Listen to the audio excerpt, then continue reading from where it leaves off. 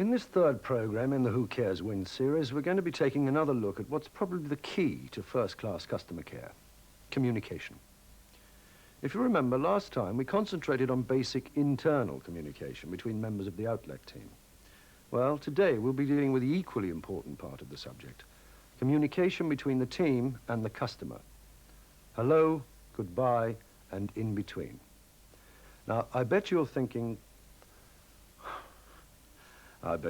what's up with him today, miserable git? Which only goes to prove just how important saying hello properly really is. And that's what we'll be tackling in the first part of this program. Before that, though, hello again, and welcome back to Who Cares Wins.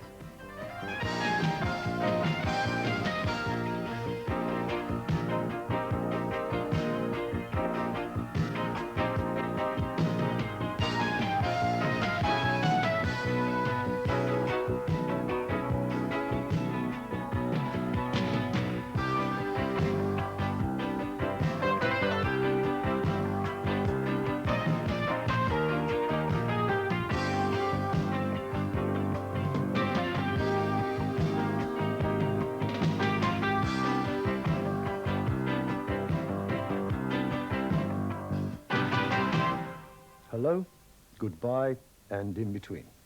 The basic three-act format of every single encounter between you and your customers. Act 1, you and the customer make contact. Act 2, you find out what the customer's problem is and do your best to solve it for him. Act 3, you wind up the present encounter and open up the possibilities of more contacts in the future. Simple when you say it like that, isn't it? And the format's exactly the same, whether you're selling a car, dealing with a repair, or running the switchboard. So let's start at the beginning with one way of doing the hello bit. Just watch carefully and see if you can see anything wrong. Well, there's absolutely nothing I can do, I'm afraid. Mr. Davis is frightfully busy, and there's no appointment available until the end of the month. Yes, I know it isn't very pleasant to lose a filling, but the best I can do is take your number and put you on the list in case another patient cancels. All right, then. Bye. My name's... Just a moment. Yes? Afternoon, my name's Jackson. I've got an appointment. What time for? 2:15. Oh, yes. You're late. Sorry about that. Had a job parking. Well, you've missed your turn now, I'm afraid. If you'll take a seat in the waiting room, you'll be called when he can fit you in. Yes? Nothing. What was wrong with that hello? Everything. That dental receptionist just didn't understand or just didn't care about what she should have been trying to do. Now, if you're all curious about the comparison with going to the dentist and visiting your outlet, just cast your minds back to the last session. You remember the double penalty, cost and the inconvenience of losing the car? Well, for your average outlet customer, that combination can be almost as painful as having a tooth out. I can't exactly say I enjoy buying a new car. Oh, I like the thought of it, all right. It's all the little things that get you down a bit. The expense, worry about whether you made the right choice or whether you got a good deal. And you can't help feeling vulnerable. I mean, at a disadvantage. You see, car salesmen are used to all the wheeling and dealing. They do it all the time. But buying a new car's a once every 3-year job for me. Bound to make you feel a bit edgy. As for running a car, well, I wouldn't give a damn if I never saw a service department again in my life. Oh, there's no getting round it, I know. But the blokes here seem to try and make life as painless as possible.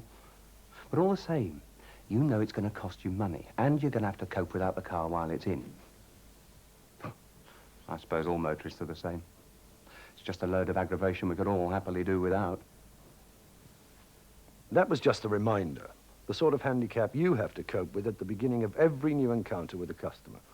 So the whole purpose of the Act 1 hello is to take people who feel like that and turn them into people who are relaxed, reassured, and starting to feel that you and the rest of the team can actually handle whatever problem they've come in with. It's quite a job in a pretty short space of time. But that dental receptionist didn't even have a clue. She ended up with a patient who was even more screwed up than he was when he walked in. And the gaff she made was so basic. Any ideas where she went wrong? We'll have a short break and see what you think.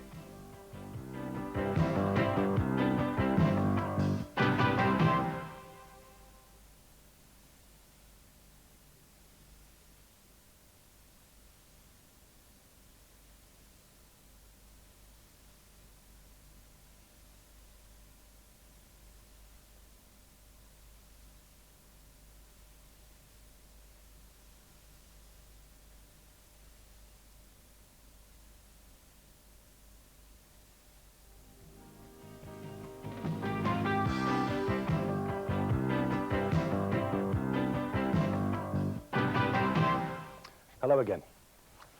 Well, how many gaffes made by our Receptionist of the Year did you pick out? Now, let's just whistle through the sequence and see if you were right. First gaff, the state of the place she works in is enough to put the wind up anybody. And she's not exactly as neat as she could be either. The very first impression your customer gets when they visit your outlet depends on the most basic kind of communication of all. What they see. Dealer premises don't have to be the latest gin palace to look tidy, clean, and professional. The same thing goes for you and the particular patch where you work as well. Long before anybody says even a word to visiting customers, you can be giving them the right message. Come in, make yourself at home. You've come to the right place. When was the last time you all stood back and really looked at the place where you work? Because what your customers see is probably a lot different from what you see. The problem is, of course, we all become so used to the surroundings where we spend so much of our time that we never give them a second thought. I'll give you just one example. Tim. Sir? What's happened to the flag? Flag? The flag from the top of the forecourt flagpole, it's gone. Don't know, Mr. Simpson. Somebody pinched it? Is this what you're on about? No, Charlie. The flag from the top of the forecourt flagpole. This is it. I took it down to see if I could mend it. Oh. Yes, well, don't bother. We'll get a new one. I'm not having this place looking like the Alamo.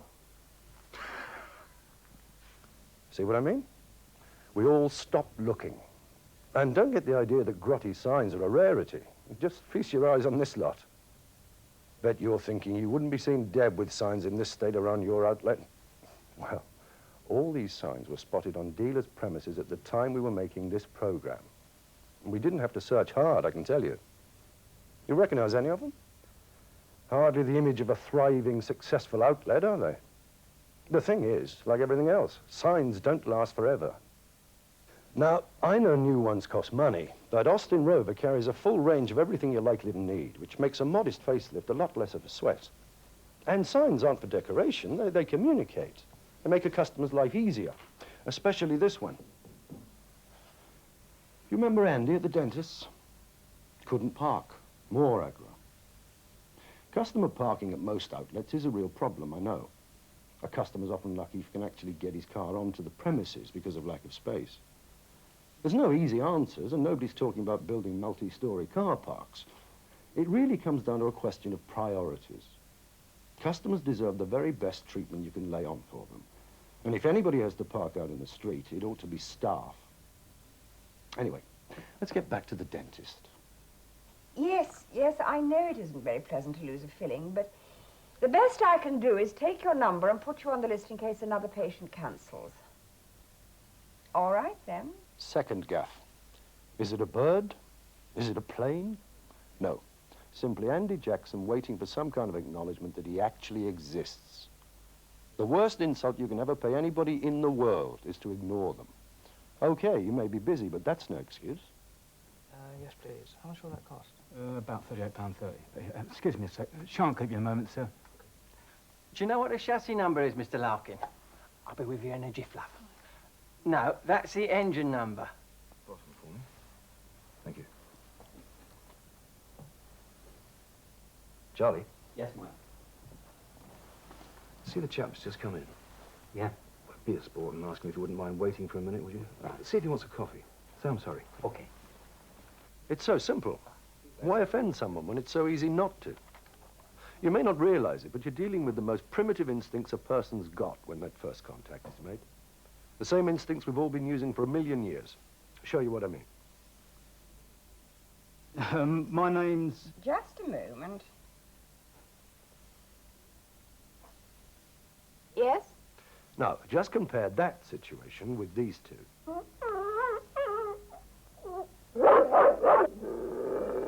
No, I'm not going round the bend. Which of those two dogs would you rather deal with? Well, the answer's obvious. When people get onto someone else's territory, it's their natural instinct to be uncertain. They need a positive signal that the natives are friendly before they can start to relax. And what did Andy get from the dental receptionist? Nothing. Not even a greeting. And if you don't demonstrate that you're friendly, people are entitled to come to the conclusion that you're not friendly. So the first greeting you give your customers isn't even a question of good manners and being polite. It's a positive step to deal with a person's gut feelings. And it's so easy. Fine to see you then. All right, thank you. Cheerio. Bye-bye. Morning, nice to see you again. Mr. Howard, isn't it? That's right, yeah. How are you keeping, sir? Oh, fine, fine, you? Right then, I'm all yours, my love. What's the problem? Good morning. Sorry I had to keep you waiting. No problem. I'm Mike Jessup. Now, what can I do to help you, Mr... What a difference. You can forget the actual words they said. The message was coming over loud and clear. Relax, I'm friendly, and I'm pleased to see you. And the thing that made it all work? A smile. It's the most positive form of communication there is. And I tell you, it's a damn sight easier than wagging your tail. Do you always smile when you greet a customer? Because if you start doing only that from now on, the whole Who Cares Wins program will have been worthwhile. And after all, everybody can smile.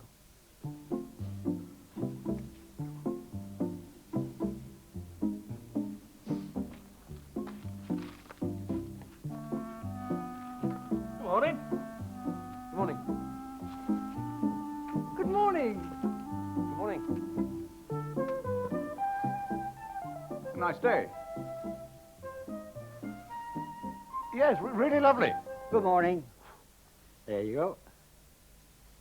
My God, they all smile. They all recognize he exists. They're all friendly. And none of you have got a monopoly on being nice to customers. What's to stop you all having a go? After all, he pays the wages. So, a simple smile and a simple greeting can go a long, long way. But that dental receptionist missed out on another vital opportunity to show that Andy was more than just a mouth with something wrong inside. See if you can spot what it was. Afternoon, my name's Jackson. I've got an appointment. What time for? 2:15. Oh, yes. You're late. Sorry about that. Had a job parking. Well, you've missed your turn now, I'm afraid. If you'll take a seat in the waiting room, you'll be called when he can fit you in. Throughout the whole time they were talking together, she never got round to using his name. As far as she was concerned, he was just another tooth job, not a real live individual called Andrew Jackson who just happened to have a pain in his mouth. We all like to be treated as the individuals we are. Using a person's name is another simple way of making customers appreciate that they're not just another problem on a conveyor belt. Makes them feel special, which is good because they think they are. So how good are you at the simple knack of saying hello? Because that's all it is, a knack. Maybe you've never realized just how important it really is. Well, if you still don't think it's important, just see how you feel the next time you're ignored when you're trying to get a drink in a strange pub. Why not talk about it anyway? I'll be back a bit later.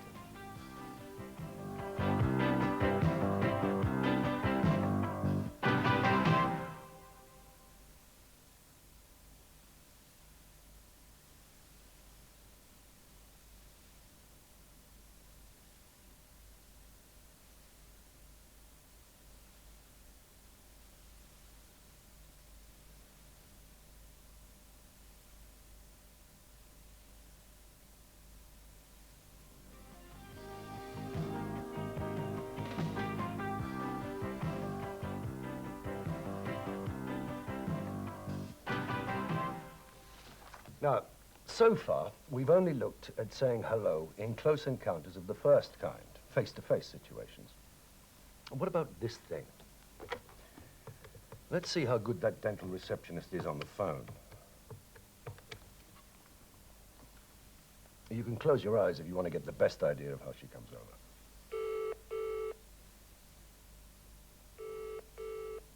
You see, she's ignoring me. I don't exist. Mr. Davis's surgery? Afternoon. I wonder if I can pop in and see Mr. Davis sometime tomorrow morning. My name's Thaw.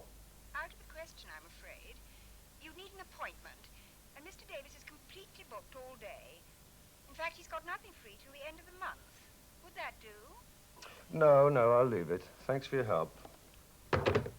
Thanks for your help. Don't know why I said that. A right charmer, that one.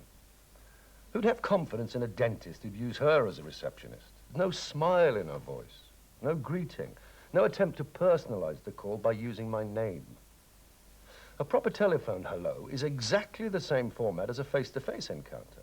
And she made exactly the same mistakes. Forget the thousands of pounds worth of gear in the workshop. As I've said before, the telephone is the most important piece of equipment in the whole dealership. And like other ways of communicating, we all think we're so good at using it because we never stand back to examine how good we really are. It's another habit. And yet, with only a voice for customers to judge you by, your telephone manner has got to be really spot on if you're really going to get the whole welcome message across. Goodbye now. Well, he said he'd be back about 4:30, Mrs. Goldberg. Or can I give him a message or get him to call you? Oh, just a moment. There's another call coming in, Mrs. Goldberg. Do you mind holding for a second? Thanks. Simpson Motor Company, good afternoon. Can I ask you to hold just a second while I finish another call, please? No, go ahead. Thanks. I'll be right back. I exist. I bet most of you don't even realize just how important your telephonist really is. She actually meets more customers in her job than the rest of you put together. She's the very first impression of your outlet a lot of people get. And the way she treats them can influence a customer's opinion of your whole operation from the word go. Good afternoon again. Sorry about that. May I have your name, please? Mr. Thaw. What can I do to help you, Mr. Thaw? I'd like to speak to someone in the service department, please. Yes, of course. Can you tell me what it's to do with? I want to book the car in for a service. I'll put you through to service reception then, Mr. Thaw. Shan't keep you a moment. So far, so good. A smiling voice, a pleasant greeting, used my name, identified my problem, and doing something about it. 10 out of 10. Thanks for holding, Mr. Thaw. Putting you through to Andy Jackson. Afternoon. Mr. Thaw, Andy Jackson. I understand you'd like to book your car in for a service. Well, I do, but some people have just popped in. Mind if I call you back? I'm sorry to mess you about. Don't worry, Mr. Thaw. Just answer Andy. Okay, thanks. The perfect telephone hello. And just in case you're thinking, well, they're actors, so are you. Acting the right role when you're dealing with customers is all part of the job. And like actors, the more you work on the script and the more you rehearse, the better you get. Your sets are the premises around you, tatty or otherwise, and your plot depends on very simple ideas. A warm smile, a warm greeting, a personal welcome. But only you can get the show on the road. No matter how good you are or think you are at winning over the audience by the end of Act 1, don't forget, there's always ways to improve the performance. I'll be back after the break.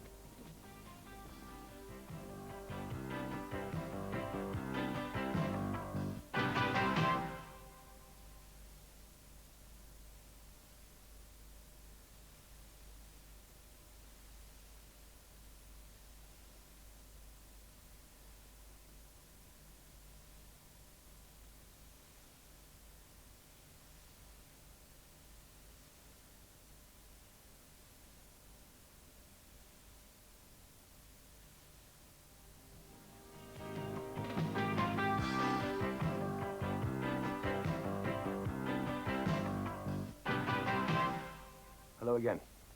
And welcome to Act 2. Act 2 is the stage in the encounter when you start to get to grips with the whole reason why the customer's bothered to make contact. The problem he or she needs your help to solve. And it's common sense. If you don't identify that problem properly, there's no way you're going to solve it properly. The biggest single cause of customer dissatisfaction is probably the failure of outlet staff to work out, right at the beginning, what the customer really needs. Well, that should be enough to be going on with, Mr. Kemp. Let me just check. You live at 7 Rhodes Avenue, married, 3 children. You're an estate agent for a big local group, 19 branches. You can choose your own car up to £9,000 and change every couple of years. At the moment, you run a Sierra 2-litre GL. Average mileage about 16,000. Mostly fairly local and quite often with clients. You're interested in a Montego, you think, but have no idea which model. Wife drives a 6-year-old Renault 5. You play golf and you're into boating. Now, you like your comfort, plus a bit of performance. And you've already been looking at the latest Sierra and Cavalier saloons. Have I got it right? Yes, indeed. Quite an interrogation. Well, I've got to have an idea of what you're looking for, Mr. Kemp. Must be the same in your business, I suppose. And 2 years motoring, well, that's a big decision. I just want to help and to make sure that you're completely happy. That's all. Well, it's a pity the salesmen at the other dealers didn't take a leaf out of your book. I got the feeling they decided exactly what they were going to sell me the minute they saw me walking through the door. We're different, Mr. Kemp. Right then. I want to start by showing you the Montego 2-litre Vanden Pla. It's a very, very good car. And it's got a lot of features that I think will suit you down to the ground. But I also think that you should take a look at a Montego estate while you're here. Because with all that sailing gear of yours to cart around, well, you may find that the extra load space is just what you need. One individual problem identified, one tailor-made 3-year motoring solution coming up. And the key? Interrogation. Okay, it's got to be friendly interrogation, but that's the way you want to think of it when you're really trying to find out exactly what the customer's needs are. And it's the right technique, no matter what department you work in. If you ask only a few vague questions, you end up with only a vague idea of what the problem is, and an equally vague solution. And another thing to remember is that getting the customer to spill the beans actually adds to his confidence. The type of questions you ask show you're good at your job, that you know what you're doing. The whole point of an interrogation is to get information, not tame yeses and nos. To get the right facts, you've got to ask the questions in the right way. And the key words are what, why, how, where, when, who. Now, any questions with one of those words in it will unlock the facts you really need to get to the heart of the customer's problem. You say you run the car on business, Mr. Kemp. What sort of mileage are you talking about every year? Well, if you're sure you've got the right parts for the job, Mr. Tibbs, why are you worried about running into trouble? Usually we like our company clients to settle within 30 days of invoice, Wendy. How do your firm normally pay? OK, Mr. Weeks. Now, about this rattle. Where exactly do you think the noise is coming from? If your meeting's going on all afternoon, when's the best time for him to call you back, Mr. Forbes? And apart from yourself, Mr. Turner, who else will be driving the car? See what I mean? Customers have just got to come up with the facts when you put the questions properly. Once again, friendly interrogation is only a knack. A bit of job craft you can all soon get into the habit of using. And a proper interrogation every time will stop this sort of thing happening. Oh, hello, sir. What can I do for you this morning? My car's overheating. Don't worry, sir. Soon fix that for you. Probably the engine thermostat. No, it's on fire, actually. Can I use your phone? It's so easy to jump to conclusions. We all do it. When staff are involved in similar problems day after day, they take shortcuts. They assume they know what the problem is, because after the first couple of questions, the symptoms appear so familiar. But what if the assumption's wrong? Egg on their faces, an upset customer, another case of poor diagnosis to add to the figures. How confident would you feel if your doctor put you on a course of treatment without really trying to find out exactly what the problem was? It's the same thing. And of course, asking the right questions is pointless unless you listen to the answers. Tell me, Mr. Kemp, how often does your wife drive the car? Well, sometimes weekends. Not a lot, really. She doesn't really like it. She's got her own car anyway. Aha. So it's a safe bet she'll want to drive the Montego now and again. And she's not keen on Sierra. And she's got her own car. Well, Sierra's not a bad car. Why doesn't she like it? Oh, she reckons she can't see properly when she's parking. I know the visibility's not great, but I never have much trouble. Must get the wife out on a demo drive. Must push Montego's all-round visibility. What car's your wife driving at the moment? Only a couple of simple questions, but a whole load of information in the replies. Facts to get his act together when he does his Montego presentation, and a lead on a future sales possibility. Listening, and by that I mean proper listening, is another one of those things we all take for granted, and yet it's just as important as asking the right questions in the right way. So often we half listen, think we've got the general trend of the answer, and switch off. Good listening depends on concentration. The human mind can only deal with one thing at a time, and if we don't concentrate, our minds wander. It's another knack. The knack of locking into the conversation with the customer and forgetting everything else until we've finished. And don't only concentrate on what customers say. The way they say it can be just as important. Yes. Well, I suppose you'd better go ahead and do it. Oh, I don't like the sound of that. He didn't seem too put out when I explained the cost and why we need the car for as long as we do. I must have missed something. You sound a bit worried, Mr. Taplow. Why's that? Well, to be honest, it's quite a lot of money for me, and I was thinking of getting rid of the car anyway. What do you mean, buying a new one? Second-hand. I can't afford brand new, not at present. Well, look, Mr. Taplow, at the moment, you've got a damn good selection of guaranteed used cars. If you think to change it, you could probably do a deal on your car as it stands. Generally, it's in pretty good nick. I'll introduce you to one of the salesmen, if you like. There's no harm in seeing what they offer, is there? So, just by listening and interpreting the customer's mood, Andy discovered the real problem and offered up a much better solution. Even though the boys in the workshop could have done the best repair job in the world, Taplow would never have been completely happy because that was only part of the trouble. And that's very often the case, you know. The basic problem may be a piece of cake to deal with, but it gets complicated by a customer's other needs. Real customer care is to do with diagnosing and helping to solve the whole problem, not just the easy bit. And some things are really tricky to get to the bottom of, especially when you're dealing with a customer who suddenly gets it into his head that he's the expert. Right then, Mr. Howard, that's that sorted out then. Yeah. Oh, now, about this clunk in the gearbox you want us to have a look at. Mm-hmm. Well, what makes you absolutely sure it is the gearbox? Okay then, when does this noise happen? Does it happen when you brake as well? So you notice it when you accelerate and brake then? Any other time? Over bumps in the road? Do you have any problems selecting gears at all? And reverse is okay as well?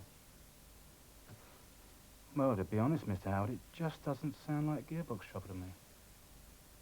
Well, I just doubt if you'd get that noise over a rough road if it was. Well, several things could cause a noise like that. No, it's difficult to tell until we get our hands on it. Tell you what, is there any chance of you popping it into us for 10 minutes next time you're passing, so we can try and get to the bottom of it for you? Mm-hmm. Oh, no, that'd be great, Mr. Howard.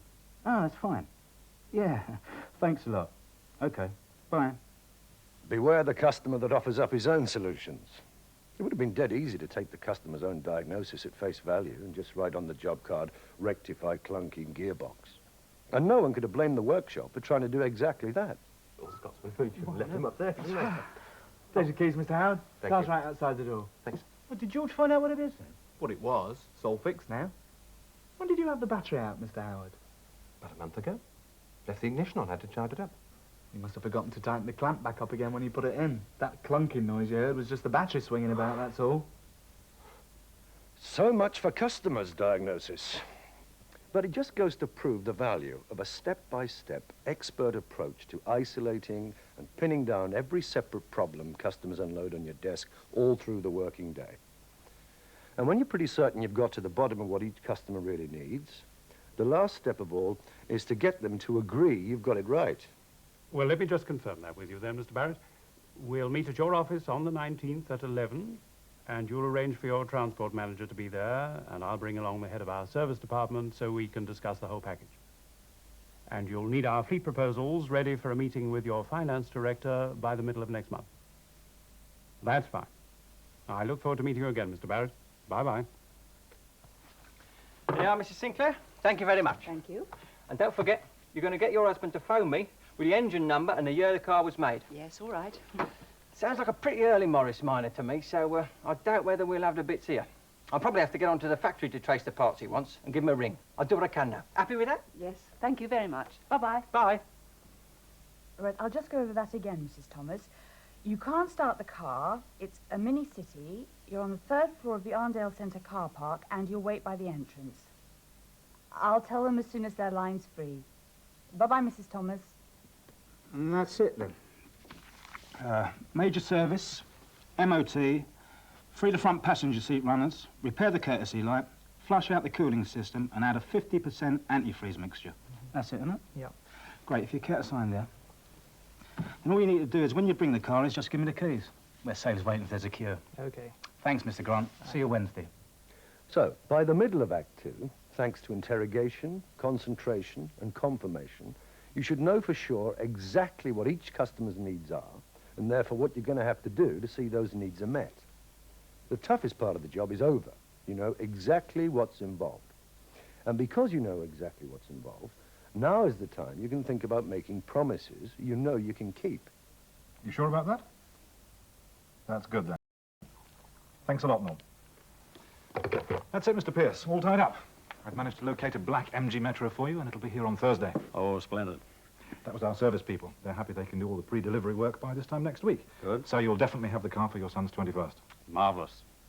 Thank you very much indeed. Not at all. Yeah. We'll leave it like that then, Tony, shall we? Providing your chaps phone in the order by 10 every morning, we'll make sure the panels you want will be delivered to your place by 12 latest. Yeah, providing they're in stock, that's a promise. I can't promise, I'm afraid, Mr. Howard. If it's only an adjustment, then we can do the job for when you want it. But if we've got to strip it down and clean it, it's going to take at least a couple of hours. And unfortunately, there's no way the lads can tell until they start. In other words, the car won't be ready till lunchtime, right? Not for sure, no. Look, Mr. Howard, you know I'd help you out if I could. There's no point in me messing you about making promises I can't keep, is there? No, I suppose not. The important thing is get the job done right. Tell you what I can promise. I'll give you a phone as soon as I know what time you can pick it up. Okay. I tell you, it's best in the long run. And knowing when not to make promises is the real key to making promises. Never commit yourself or other members of the team until you're 100% certain that what you say you're going to do, you can do. Customers may be unhappy to start with, but things are bound to be twice as bad if you raise their expectations and then let them down. And provided you spend a second to explain what your problem is, there's not many customers who are going to be unreasonable. Anyway, it's time for a break. Because what we've covered in this part of the program is the key to putting right so many of those accusations disgruntled customers level at Austin Rover outlets. Unprofessional salesmanship, poor diagnosis and workmanship in the service department, a casual attitude in the parts department, and broken promises all round. How good are you at getting to the heart of a customer's problem? Is it something you can all improve on now you know just how important it is? It's worth talking about. See you later.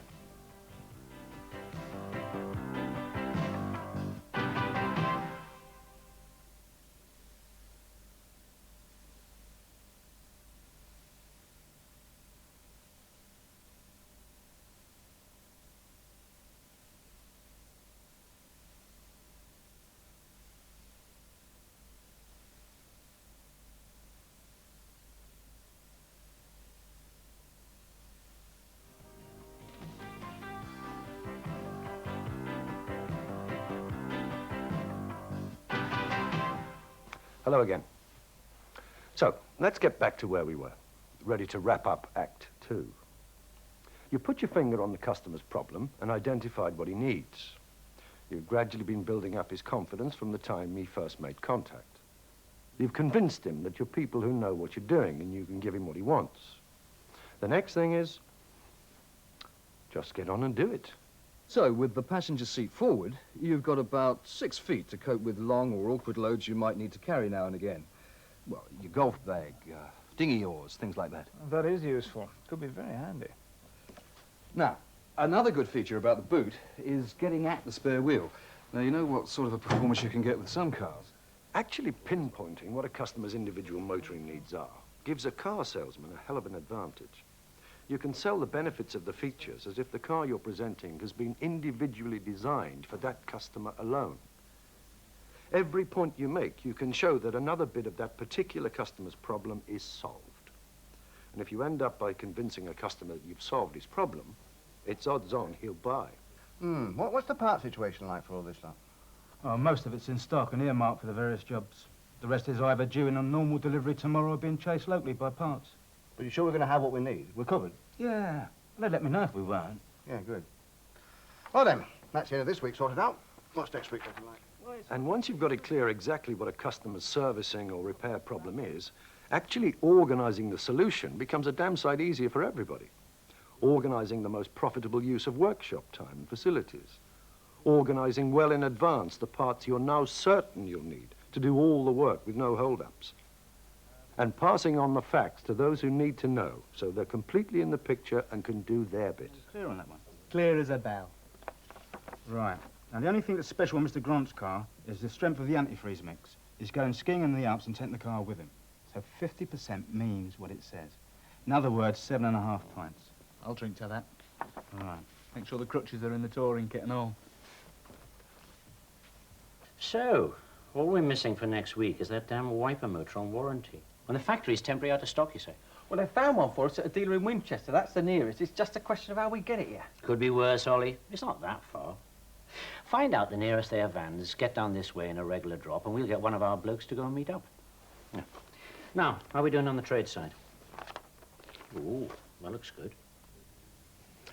Sorting out customers' problems, seeing they all get what they need and expect, is where the rest of the team come in. And if you remember what we talked about in the last program, the team's success depends on every member getting all the right facts and doing their particular bit of work well. But the team members who deal directly with customers and take on the problem in the first place have still got to keep tabs on things. It's not a question of meddling or anything like that. It's simply keeping in touch with the customer's problem and making sure everything is going according to plan. Oh, Norman, just the chap I was trying to get. You first, then. I just wanted to know how the PDI on my black MG Metro was coming along. Be ready later on this afternoon. That's what I came to tell you. There's a couple of things to sort out. Wonky mirror and bonnet catch rattled. It's all fixed now and it's being balloted. Great. Well, I'll check it over and let the customer know it's ready. Not bad for a 21st birthday present, eh? Present? Stone, all I got was dinner at the Chippy. If he wants it gift-wrapped, you're on your own. Right. Hello, Dave. It's Ollie Calloway at Simpson Motors. I just wondered if you got any news on that round robin you was doing for us, on those bits for that 56 Morris Minor. All of it? Oh, great stuff. Terrific. And no get in touch direct? What do you mean? By the time we sold him a new one, he's got a damn great Rover Vitesse. He's only doing up the Morris for fun. That's ready. That's ready. Out on test, ready. So that's all your early pickup job's done. Oh, what's the form on Miss Trim's Mini? I don't know about this, just tapping the curb. She must have been parking at over 50. Track rod's bent like a woody hairpin, and the tyres kaput. Well, she's been warned we might have to change the rod. I'll give her a call about the time. Yes, Dad. You wanted to know about Mr. Howard's car? It's a strip and clean job, I'm afraid. There's no way around it. By the time we can give it a run, it'll be 2:30, 3 o'clock. It'll be dead safe. Right, thanks, Phil. Better give him a call as well. Interrogation, concentration, confirmation, organization, communication, and cooperation. Apply those to every customer problem, and the satisfaction rate among the motorists who use your outlet will soar sky high. Try it, and you'll see. You'll find that providing solutions to really quite complicated problems will become a lot easier. So that by the beginning of Act 3, there'll be no need to start worrying about thinking up excuses or apologies. All you'll need to do is to concentrate on saying goodbye. Like I said at the very beginning, this is where you wind up the current encounter and open up the opportunity of more contacts in the future. So, it's more like au revoir than goodbye. So, as I said, apart from that one and that one, the others are covered by your warranty. Anything else you'd like me to explain? No, that's fine. Just put it on the account if you would. Will do, Mr. Howard. Right then, the car's just outside. We've given it a good run down the bypass, and there's no trace of that flat spot at all now. Good. What I'll do is phone in a few days when you've had a chance to see for yourself. I don't suppose there will be for a second, but if there's any problems at all, don't hesitate, give us a call, okay? Right. Thanks again for your help, Andy. Our pleasure, Mr. Howard. If you need anything, anytime, you know where we are. Bye. Bye. Drive carefully. Will do. The whole point of Act 3 is about confirming with the customer that he's satisfied. If you've done a good job, tell him how. Show him what he's got for his money. Make settling up far less of a pain. And don't be scared to encourage him to come back if there's the slightest hint of trouble. The odds are against it if you've handled the job with care. Make him aware you've enjoyed helping him, even if it's been a real pig to cope with. And if the encounter's not yet over, just make sure you're all lined up for the next round. Well, I'm glad you're impressed, Mr. Kemp. And you'll find the estate's just as good to drive as a saloon. No, I'd still like to try it out before I finally make up my mind. Oh, no problem at all. As I said, the demonstrator's with a fleet customer until Friday, but I'll get it cleaned up and bring it over at 12 on Saturday, so both you and Mrs. Kemp can take it out. No, so sure it's no trouble. No, of course not. I'll call you this evening just to make sure 12's convenient for you both. I'd better get back to the office. Well, thank you very much for coming in, Mr. Kemp, and I'll speak to you later. Bye-bye. When you analyze it, an awful lot of the things we've covered in this session is just plain common sense. Greeting people properly, finding out what they need, seeing they get it, and making sure they're happy and keeping in touch. By the time the encounter's over, your customers have got to be convinced that the cost, or the inconvenience, or both, has been worthwhile. That's what really builds up the very best kind of relationship between all of you and the people you're there to help. Got everything, Mr. Sinclair? Thanks to you, Ollie. I don't know what I'd have done without you. Marvellous. You're welcome. What we're here for. Yeah, I don't suppose, you know, when you've got her finished, you could bring her in. I'd love to see what you've done. I've always had a soft spot for Morris Miners myself. Yeah, of course I will, Ollie. Delighted. You can take her for a spin if you like. That'd be great, Mr. Sinclair. Really great. See what I mean? I'll see you all again soon. Keep smiling and take care.